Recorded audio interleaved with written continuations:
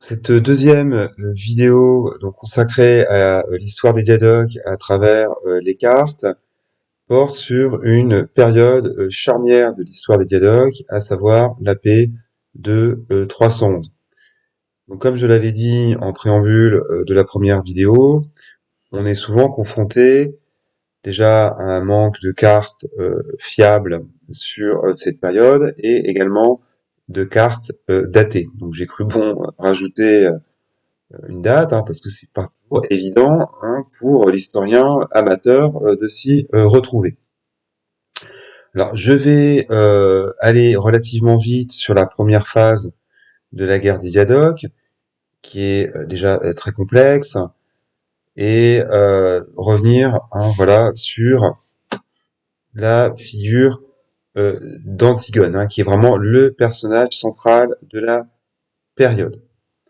Donc celui-ci a évincé en 316 le stratège d'Asie de la régence Eumène de Cardia et va donc se tailler une immense principauté en Anatolie, mais aussi en Syrie.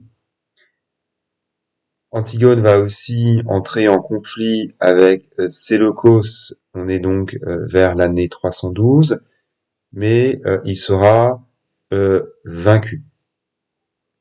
Antigone qui a pour second son fils Démétrios, qui est l'un aussi des grands personnages de l'époque.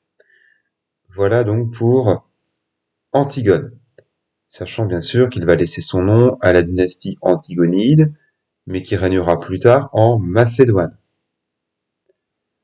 Autre personnage, c'est Cassandre, qui va émerger après la mort donc de son père, Antipater, qui est donc le régent de Macédoine pendant la conquête d'Alexandre.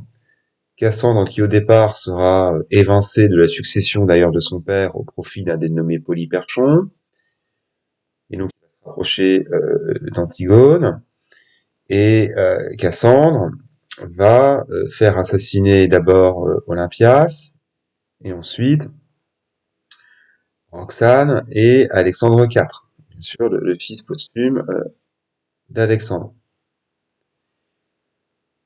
Autre personnage de l'époque qui est important, c'est Lysimaque, solidement implanté en Thrace. Il a pris le temps d'ailleurs de repousser les tribus de Thrace qui étaient agitées et qui sera roi vers 305, mais qui ne fondera pas de dynastie empêtrée dans des querelles matrimoniales inextricables.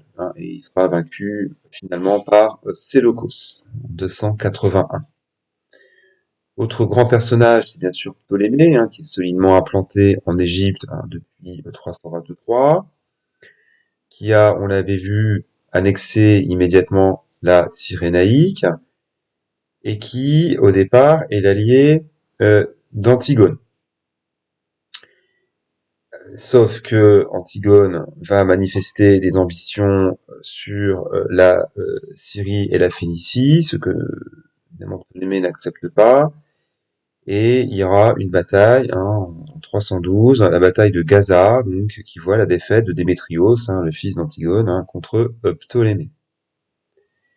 Le dernier grand personnage qui va nous intéresser, c'est Séleucos, qui au départ a hérité de la satrapie de Babylonie et qui va s'orienter vers les satrapies orientales.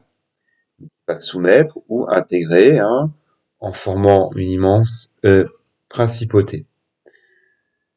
Il va même d'ailleurs à un moment lorgner sur l'Inde, mais face à la puissance des Indiens de la dynastie Maurya, va préférer établir un traité, et d'ailleurs par ce traité, il va récupérer des centaines d'éléphants de guerre qui lui seront bien utiles au moment du dernier conflit contre Antigone. Donc voilà pour cette période charnière, on dira, de 311, après 10 années de conflits ouverts entre les Diadoques. C'est donc l'émergence de 5 principautés, et on sait que Antigone et Démétrios seront les premiers à se proclamer roi en 306 et qu'à la suite, les autres diadoques feront de même. Le conflit repartira en 301.